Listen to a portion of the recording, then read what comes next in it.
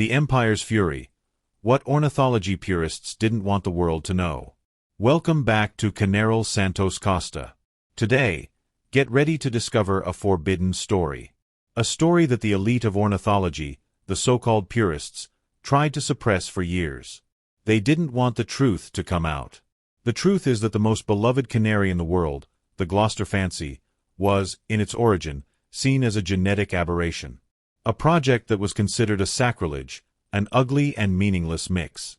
The traditional breeders of the time, who were proud of their large and pure breeds, were furious with the audacity of its creator. They saw the Gloster as a threat to their empires, an affront to years of work and selection. So, how did this small, despised canary not only survive but dethrone the giants and become what it is today? The answer lies in a revolt plan that we're going to unravel, step by step, in this video. And if you don't want to miss any of the secrets behind this battle, stick around until the end. Go ahead and leave your like, share the video, and subscribe to the channel. That's the only way we can spread this story to other breeders who, like us, love ornithology. The secret genesis. The combination of tree canaries that started the Revolt. My friends, the Gloster's revolt didn't start with an army, but with a secret and risky cross. The mind behind it all, the breeder Mrs. Rogerson, knew that to challenge the Empire, she couldn't use the same weapons. So, she made an audacious decision, to cross the majestic border canary with the humble roller canary, and the crest. No one had ever done this before. For purists, it was an impure union. For Mrs. Rogerson, it was the seed of a new species. The border, with its robust structure and round body, was a giant at shows. The roller, on the other hand, was known for its voice, not its appearance. What Mrs. Rogerson wanted was the best of both worlds, the border's perfect shape and the roller's compact size. Her vision was to create a pocket canary that maintained the elegance of posture canaries, but was accessible and easier to breed. This unusual cross, which may seem simple today, was, at the time, the declaration of war that started the Gloster Revolution. The mother of chaos. Meet the breeder who risked her reputation for a crazy idea. My friends, the history of the Gloster cannot be told without mentioning its rebellious visionary, Mrs. L. Rogerson. In an era dominated by male breeders and strict rules of breed purity, she had the courage to go against the grain. To the community, her idea of creating a small, crested canary was absurd. They called her crazy, and many of her peers ridiculed her, accusing her of corrupting the art of ornithology. But Mrs. Rogerson was not intimidated. Her passion and conviction were greater than the scorn. She wasn't just creating a bird, she was challenging the status quo. Her audacity in crossing breeds considered incompatible made her a controversial figure, but her stubbornness in proving her point was what saved the Gloster from extinction. She is living proof that the greatest revolutions begin with a single person who refuses to give up on an idea, no matter how crazy it may seem. The Battle of Standards. How the Gloster became a threat to the king of the time. My friends, the Gloster's revolution didn't stop at the crossbreeding. Its rise was a direct threat to the reign of the border fancy canary, which at the time was the undisputed king of the shows. The border, known for its imposing posture and perfectly rounded body, was the beauty standard to be followed. But the Gloster, with its diminutive size and peculiar crest, challenged all the rules. The purist judges and breeders were furious. How could such a small canary compete with the grandeur of the border? The battle wasn't physical, but one of beauty standards. Border breeders saw the Gloster as a subbreed, a worthless miniature.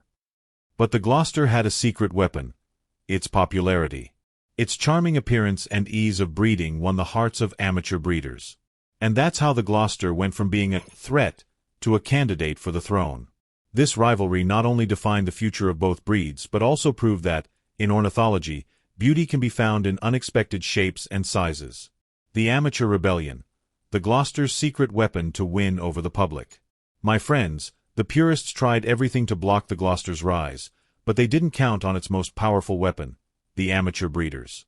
While the great breeders were concerned with standards and shows, amateurs were enchanted by the Gloster's beauty and, most importantly, its simplicity.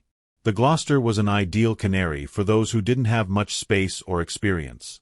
Its small size and docile nature made it the perfect companion for weekend breeders. This silent popularity was the true rebellion. The Gloster didn't need judges or titles to prove its worth. Its acceptance in the market, in the homes of ordinary people, was its greatest victory. While the purists argued in their clubs, the Gloster was conquering the world, one aviary at a time. Its massive popularity forced the ornithological community to recognize it.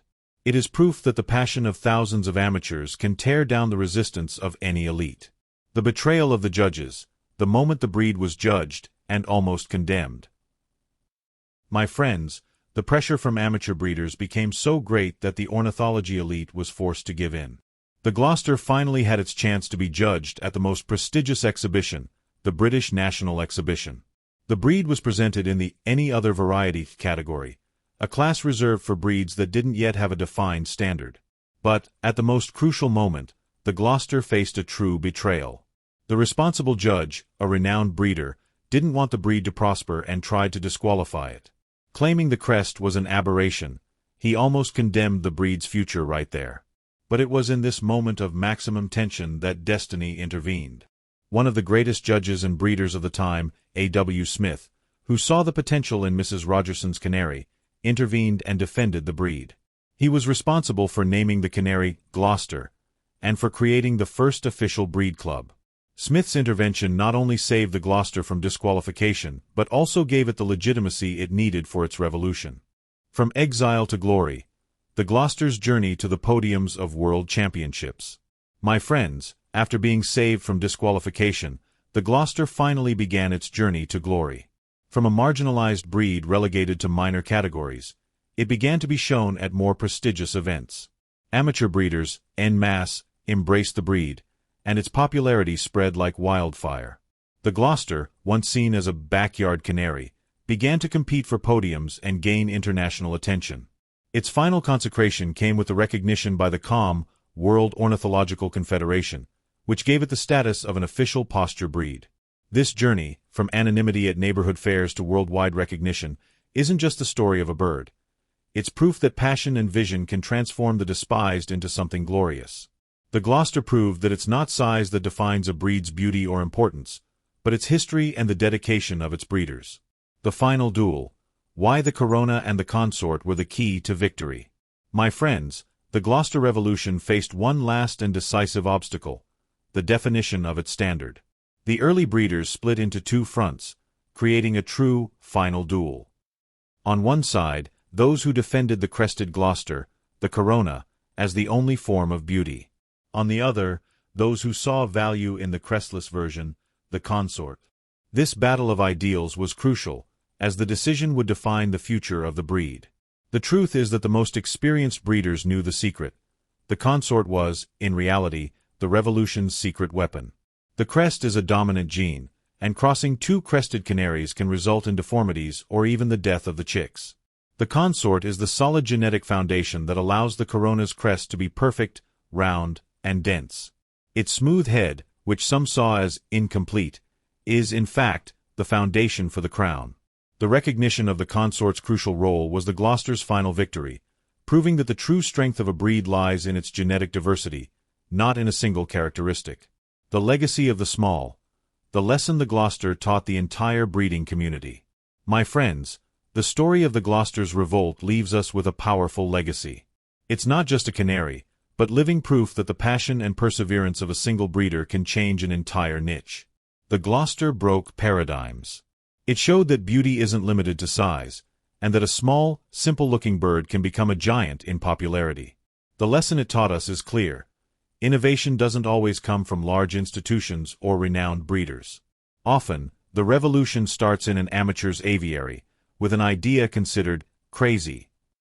The Gloster reminds us that diversity is the true strength of ornithology. It's the ability to go beyond what's already accepted that leads us to new discoveries and to breeds that, like the Gloster, enchant and inspire us. The revolution continues. What the future holds for the world's most beloved canary. My friends, the Gloster's story didn't stop at the podium. Its revolution continues to this day. Its popularity is so great that it has become the gateway to ornithology for thousands of new breeders, who are enchanted by its docile appearance and friendly temperament. The Gloster community is one of the most active and passionate in the world, with breeders dedicated to perfecting the breed and ensuring the legacy of its original creator is preserved. The future of the Gloster is promising. With its adaptability and universal appeal, it will continue to be one of the most important canaries in ornithology. Its story inspires us to continue to explore, to innovate, and to value beauty in all its forms. If you were enchanted by the story of the Gloster's revolt and resilience, don't forget to subscribe to the channel and turn on notifications so you don't miss the next videos. A big hug and happy breeding!